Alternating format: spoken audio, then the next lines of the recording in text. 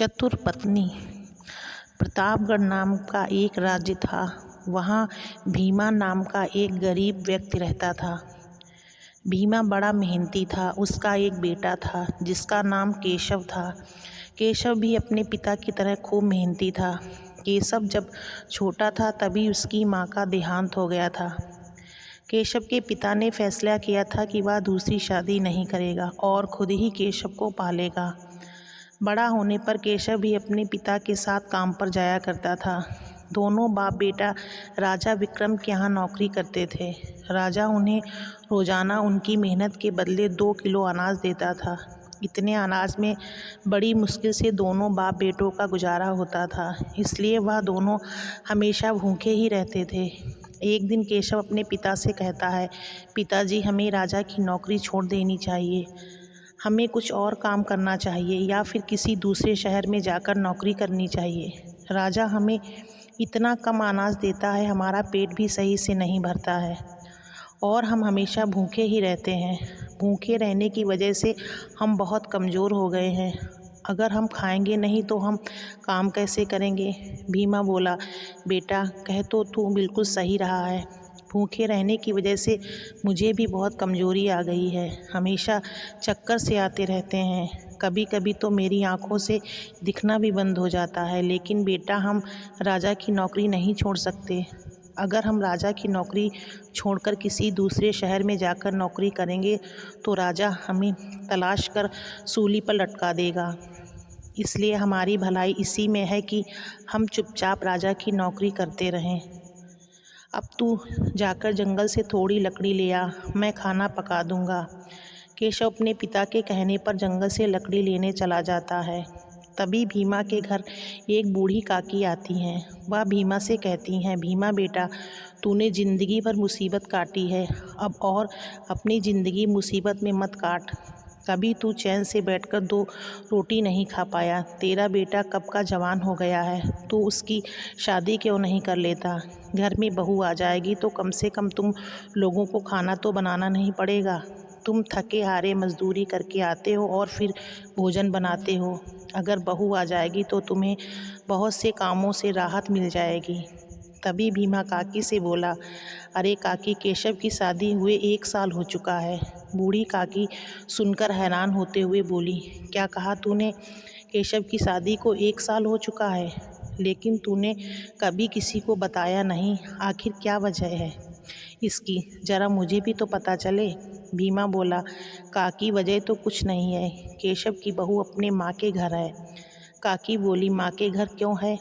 तूने उसे वहाँ क्यों छोड़ रखा है? काकी बोली, बेटे की शादी क्या बहू को मायके में छोड़ने के लिए की जाती है?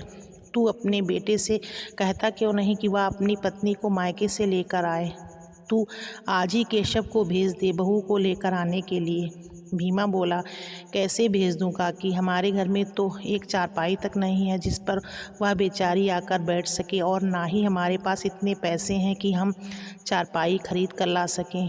और फिर केशव के पास ऐसे कपड़े भी तो नहीं हैं जिन्हें पहनकर वह अपने ससुराल जा सके। उसके पास केवल 2 जोड़ी कपड़े हैं, उनमें भी दसियों पैबंद लगे हुए हैं। पैबंद लगे हुए कपड़े पहनकर जाता हुआ केशव भला कैसे अच्छा लगेगा? काकी बोली, अरे वाह रे भीमा, मैं तो तुझे बड़ा अक्लमंद समझती थी, लेकिन तू तो मूर्खों से भी बड़ा मूर्ख है। बस इतनी सी बात के लिए तूने केशव की बहू को उसकी माँ के घर छोड़ रखा है। मैं तो सोच रही थी कोई बड़ा बखेरा है। या भी भला कोई बात हुई? चारपाई और कपड़ों की वजह से तू बहू नहीं लेकर आ रहा? चल, मैं दूंगी तुझे चारपाई बहू को बैठने के लिए, और केशव के लिए नए कपड़े भी लाऊंगी। इतना कहकर बूढ़ी काकी अपने घर चली जाती हैं। उसके बाद भीमा भी सोचने लगता है, काकी सही तो कहती हैं, मुझे केशव की बहू को बुला लेना चाहिए। अगर बहू आ जाएगी तो घर के कामों से हमें राहत मिल जाएगी। मैं कल ही भेज दूंगा केशव को बहू लेने के लिए।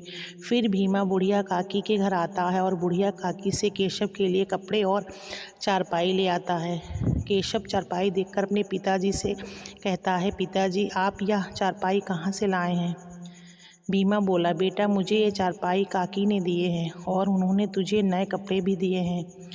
केशव बोला, लेकिन पिताजी, काकी ने तुम्हें यह चारपाई और मुझे नए कपड़े क्यों दिए हैं? बेटा, काकी ने चारपाई तेरी बहू के लिए दी है और यह नए कपड़े तेरे लिए। मैं कहता हूँ कल तू इन कपड़ों को पहनकर अपने ससुराल चला जा और अपनी बहू को ले आ। लेकिन पिताजी, हम अपना ही पेट बड़ी मुश्किल से भर पाते हैं, ऐसे में हम गोपी को क्या खिलाएंगे? वह हमारे घर का हाल देखेगी तो क्या सोचेगी? यह सब जानता हूँ मैं बेटा, लेकिन बहू को ज़िंदगी भर के लिए मैके में भी तो नहीं छोड़ा जा सकता है। कभी न कभी तो उसे लाना ही होगा। इसलिए एक काम कर, तू कल ही जाकर उसे ले आ। ठीक है पिताजी, जैसी तुम्हारी मर्जी, मैं कल ही गोपी को ले आऊँगा। फिर अगले ही दिन केशव काकी के दिए हुए कपड़े पहनकर गोपी को लाने अपने ससुराल चला जाता है। ससुराल में केशव की खूब मेहमान नवाजी होती है। केशव एक हफ्ते के बाद ससुराल से आता है। उसके बाद वह अपनी पत्नी गोपी को लेकर अपने घर चल देता है। लेकिन रास्ते में केशव सोचने लगता है, अभी तो हमारे घर में बहुत गंदगी होगी, गोपी देखेगी तो क्या कहेगी। एक काम करता हूँ, गोपी को बूढ़ी काकी के घर छोड़ आता हूँ, उसके बाद मैं अपने घर की सफाई कर लूँगा। केशव अपनी पत्नी को बूढ़ी काकी के घर छोड़कर अपने घर चला जाता है। जब भीमा ने केशव को अकेले आता देखा तो वह केशव से बोला, बेटा तू अकेला ही आ रहा है, तेरी पत्नी कहाँ है? तू उसे क्यों नहीं लाया? पिताजी, मैं गोपी को लाया हूँ, लेकिन मैं उसे बूढ़ी काकी के घर छोड़कर आया हूँ, क्योंकि हमारे घर में बहुत गंदगी भरी है, सारा सामान यहाँ वहाँ बिखरा हुआ है। गोपी ये सब देखेगी तो शायद उसे अच्छा न लगे। जब मैं घर की साफ सफाई कर लूँगा तो गोपी को अपने घर ले आऊँगा। बेटा, साफ सफाई तो बाद में होती रहेगी, पहले तू महाराज के पास चल। वो तुझे 3 दिन से रोज़ बुला रहे हैं। मैं उनसे रोज़ कोई ना कोई बहाना बना देता हूँ। तुझे अपने ससुराल में इतने दिन नहीं रुकना चाहिए था। पता नहीं महाराज तेरे से क्या कहेंगे। केशव बिना साफ सफाई किए अपने पिताजी के साथ राजमहल की ओर चल पड़ता है। उधर बूढ़ी काकी ने गोपी की खूब खातिरदारी की और फिर बोली, बेटी तुम बहुत समझदार हो, भगवान हमेशा तुम्हें खुश रखे। आओ अब मैं तुम्हें तुम्हारे घर छोड़ाऊँ। बूढ़ी काकी की बात सुनकर गोपी को बड़ा आश्चर्य हुआ। वह सोचने लगी, क्या यह घर उसका नहीं है? उसने हिचकिचाते हुए काकी से पूछा, माँ जी, यह केशव का घर नहीं है? तो फिर केशव का घर कौन सा है?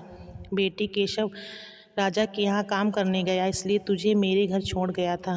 तू अभी नई नवेली बहू है, घर में अकेले कैसे रहती? अब तो वह आने वाला ही होगा। चल, उसके आने से पहले मैं तुझे तेरे घर छोड़ आती हूँ। फिर बूढ़ी काकी गोपी को उसके घर छोड़ आई। गोपी को केशव का घर देखकर बहुत आश्चर्य हुआ। पूरा घर गंदा पड़ा था। देखने में ऐसा मालूम होता था जैसे सालों से घर में झाड़ू नहीं लगी हो। सारा सामान इधर उधर बिखरा पड़ा था। एक कोने में 2-3 जगह कपड़े रखे हुए थे, जिन जगह पर पैबंद लगे हुए थे, और उन कपड़ों पर धूल जमा पड़ी थी। घर की यह हालत देखकर गोपी को रोने आने लगा।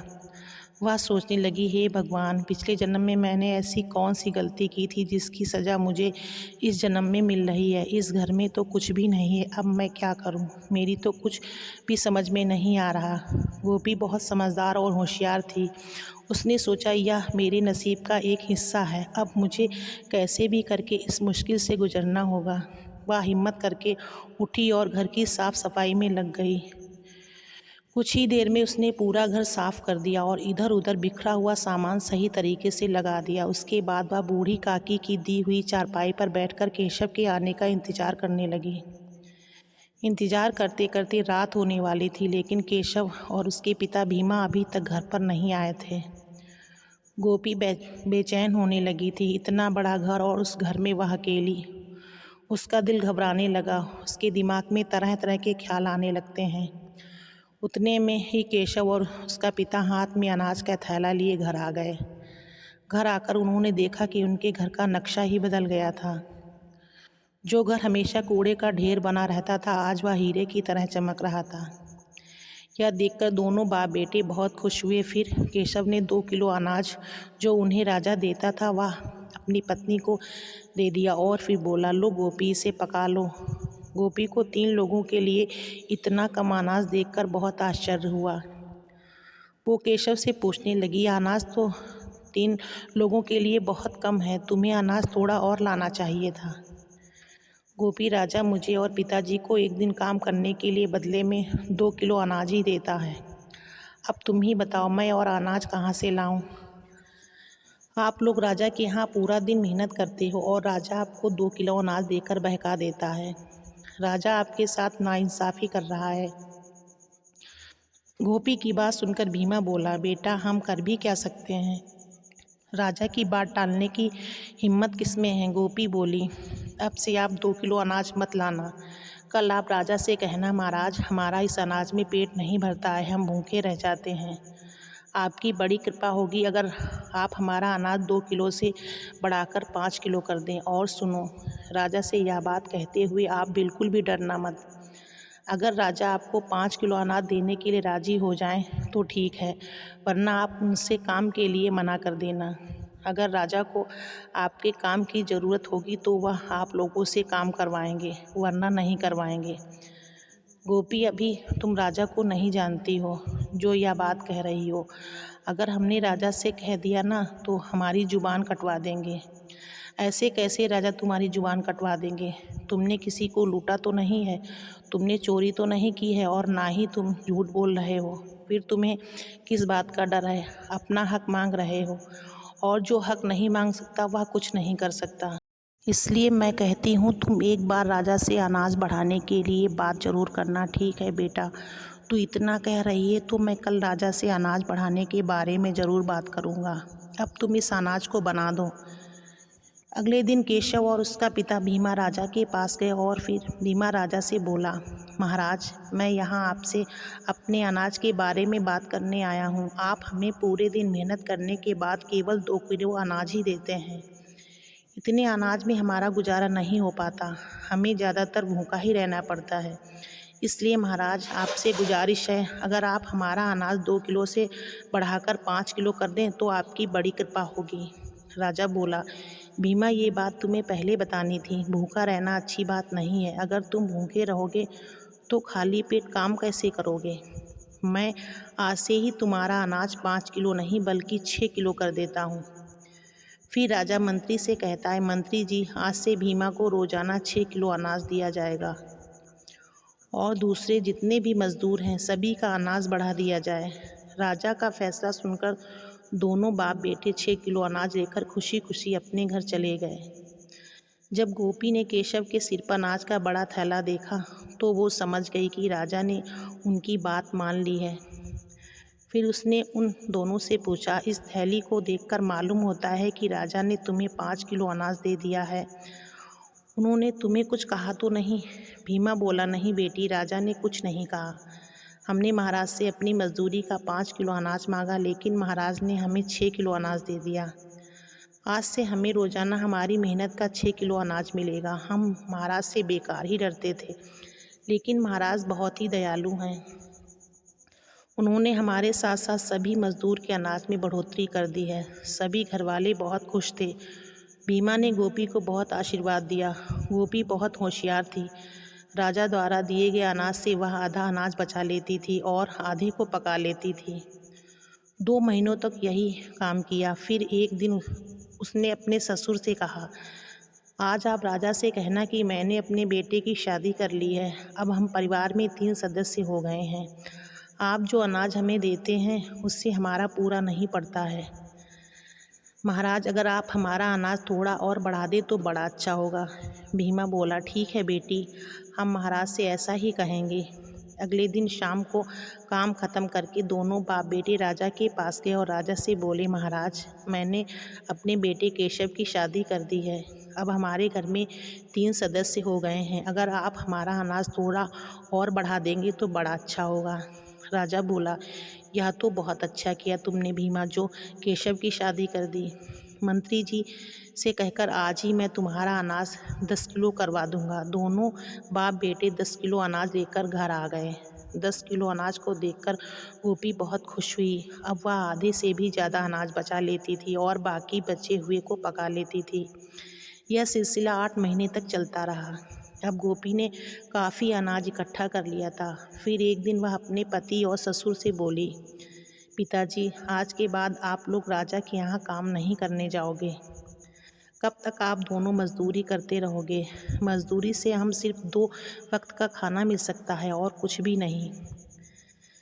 भीमा बोला, अगर बेटी हम मजदूरी नहीं करेंगे तो फिर क्या खाएंगे, क्या करेंगे? इस तरह से तो हम भूखे मर जाएंगे। गोपी ने कहा, आप लोग चिंता मत करो।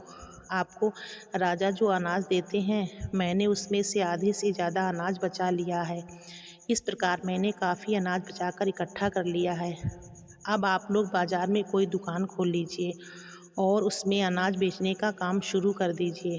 भगवान ने चाहा तो कुछ ही दिनों में हमारा कारोबार अच्छा चलने लगेगा। भीमा बोला, ठीक है बेटी, मैं आज ही बाज़ार में कोई दुकान देखता हूँ और फिर कल से हम अनाज बेचना शुरू कर देंगे। भीमा ने बाज़ार में एक दुकान किराए पे ले ली और अगले ही दिन अनाज बेचना शुरू कर दिया। कुछ ही दिनों में उनकी दुकान काफ़ी अच्छी चलने लगी। दुकान पर ग्राहकों की लाइन लगी रहती थी। यह सब देखकर दोनों बाप बेटे बहुत खुश थे। दोनों जब भी दुकान से घर आते तो कुछ न कुछ सामान घर के लिए ज़रूर लाते। एक दिन गोपी अपने घर के आगे बैठी होती है, तभी उसकी नज़र कोने पर पड़े एक सोने के हार पर पड़ती है। सोने का हार देखकर गोपी की आंखें आश्चर्य से फटी की फटी रह जाती हैं। गोपी जल्दी से हार को उठा लेती है और उसे घर में ऐसी जगह रख देती है जहाँ किसी की नज़र न पड़ सके। उसी दिन पूरे नगर में राजा के सिपाही ने ऐलान किया, सुनो ए गांव वालों, जरा गौर से सुनो। एक चील रानी का सोने का हार लेकर उड़ गई है। जिस किसी इंसान को वह सोने का हार मिल जाए, वह हार राजा को लौटा दे। इसके बदले राजा उस व्यक्ति को मुँह मांगा इनाम देंगे। रानी की हार की खबर पूरे नगर में फैल गई। हर किसी के जुबान पर रानी के हार की चर्चा थी। जब यह बात गोपी को पता चली तो उसने हार के बारे में किसी से जिक्र नहीं किया। इसलिए राजा को अभी तक रानी का हार नहीं मिला। राजा बहुत परेशान था। वह मंत्री से बोला, मंत्री, हार के बारे में कुछ पता चला या नहीं? मंत्री बोला, नहीं महाराज, अभी तक कुछ पता नहीं चला, लेकिन हार की तलाश जारी है। राजा बोला, मंत्री, तुम एक काम करो, पूरे नगर में दोबारा ऐलान करवाओ कि अभी तक हार नहीं मिला। अगर किसी भी आदमी को हार के बारे में कुछ भी पता हो तो वह बिना डरे दरबार में आकर राजा को बताए और जो भी हार लाकर देगा उसे मुँह मांगा इनाम दिया जाएगा। मंत्री सिपाही से दोबारा पूरे नगर में ऐलान करवा देता है। अगले दिन गोपी अपने ससुर और अपने पति से कहती है, मैंने सुना है रानी का हार चील लेकर उड़ गई है। जो भी आदमी उस हार को तलाश करके राजा को देगा, राजा उसे मुँह मांगा इनाम देगा। कहीं राजा झूठ तो नहीं बोल रहे हैं? भीमा बोला, नहीं बहू, महाराज कभी झूठ नहीं बोलते। वो जो भी वादा करते हैं उसे पूरा भी करते हैं।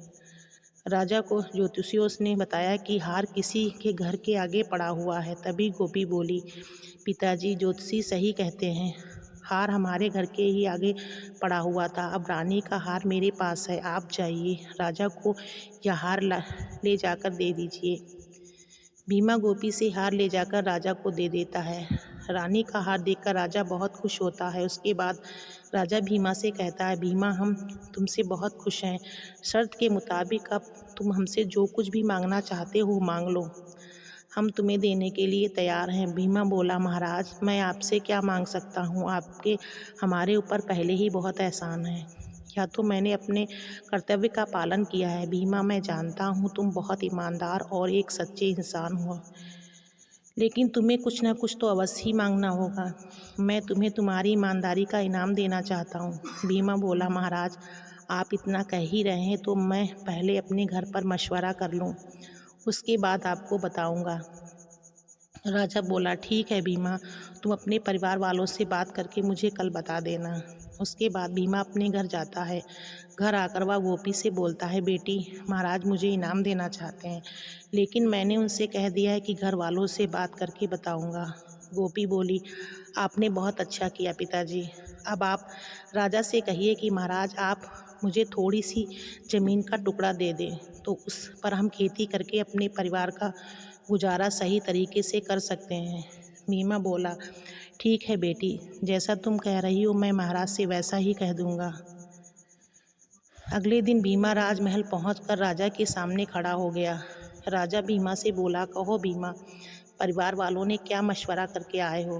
भीमा बोला, महाराज, अगर आप मुझे थोड़ी सी ज़मीन दे दें तो मैं उस पर खेती करके अपने परिवार का गुजारा कर सकता हूँ। फिर मुझे और मेरे बेटे को मजदूरी करने की भी ज़रूरत नहीं पड़ेगी। राजा बोला, ठीक है भीमा, मैं आज से ही तुम्हें 5 बीघा ज़मीन दिलवा देता हूँ। मेरी भी भगवान से प्रार्थना है कि इस ज़मीन पर खेती करके तुम खूब फलो फूलो और जीवन में आगे बढ़ो। फिर राजा मंत्री से कहकर भीमा को 5 बीघा ज़मीन दिलवा देते हैं। अब भीमा दिन रात खेत में मेहनत करता है और केशव अनाज की दुकान चलाता है। कुछ ही दिनों में वह बहुत मालदार हो जाते हैं। फिर केशव एक बहुत ही शानदार घर खरीद लेता है। अब उनके घर में किसी भी चीज़ की कमी नहीं होती है। इस प्रकार भीमा की बहू की समझदारी और चालाकी से उसके गरीबी के दिन कुछ ही दिनों में अमीरी में बदल जाते हैं। आज की कहानी यहीं पर समाप्त होती। फिर मिलेंगे एक और नई कहानी के साथ। कहानी पसंद आए तो लाइक शेयर करें और चैनल को सब्सक्राइब करना न भूलें।